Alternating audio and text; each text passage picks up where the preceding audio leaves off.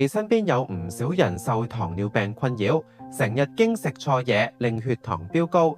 其實控糖唔係淨係戒糖咁簡單，補救纖維好關鍵。今日 Uncle Wong 就同大家講下 USANA 活力纖維素，佢嘅成分同技術好啱糖尿人士，食得安心又有效。糖尿人士最經餐之後血糖彈起，而纖維就係穩糖高手。呢一款活力纖維素每份有足足9克纖維，仲係可溶性同不可溶性纖維嘅科學配比。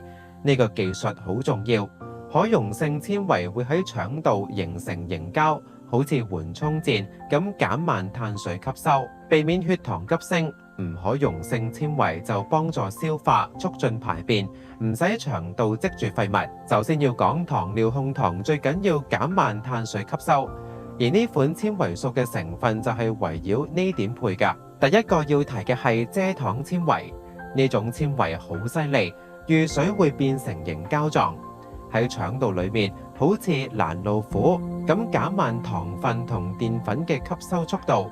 唔使食完飯血糖即刻衝頂。仲有木薯澱粉，佢唔係普通澱粉，升糖指數 GI 好低，食咗唔會令血糖大起大落，仲可以增加飽腹感，避免食多咗嘢。然後仲有2種益生元好搭檔，果寡糖同穀糖。呢2種成分唔單止係纖維，仲可以餵飽腸道裡面嘅有益菌，幫腸道菌群保持平衡。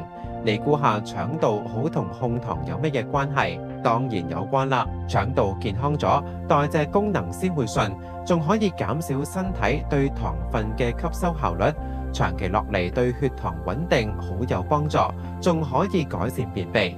好多糖尿朋友都有呢個困擾，一舉兩得。仲有3種天然水果纖維好正，蘋果纖維、覆盆子纖維同藍莓纖維。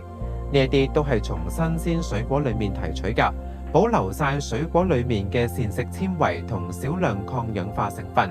蘋果纖維大家都知幫消化又穩血糖，覆盆子同藍莓纖維仲多咗花青素，對身體抵禦力都好。而且3種水果味混合起身，沖飲嘅時候冇咁單調而入口好多。講到技術 ，USANA 呢款活力纖維素最正係超細研磨技術。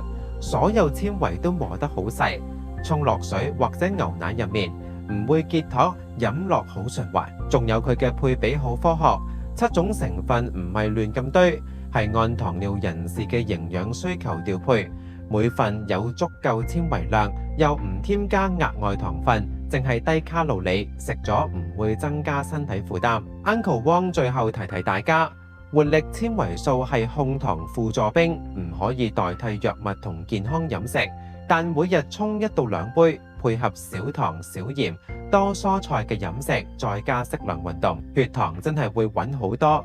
有需要嘅老友不妨試試呢款成分足、技術過關嘅 USANA 活力纖維素，控糖路上多個幫手，安心又省心。